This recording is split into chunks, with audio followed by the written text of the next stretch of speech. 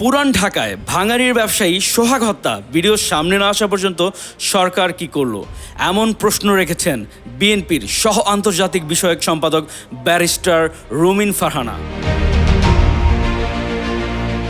তিনি বলেন, সোহাগের হত্যাকাণ্ড নিয়ে অনেক কথা হচ্ছে।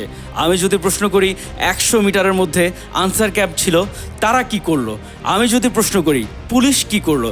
আমি যদি প্রশ্ন করি ভিডিও না আসা পর্যন্ত সরকার কি করলো? দে হ্যাভ টু আনসার ইট।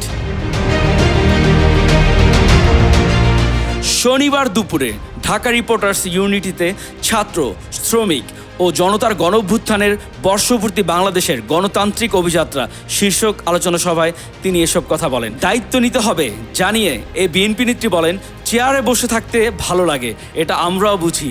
চেয়ারের মজা যদি নিতে হয় চেয়ারে দায়িত্ব নিতে হবে। রুমিন ফারহানা বলেন, এ দেশের মানুষ সামান্য নিরাপত্তা চায়, খুব বেশি কিছু চায় না। গত 9 মাসে আমরা কি দেখলাম?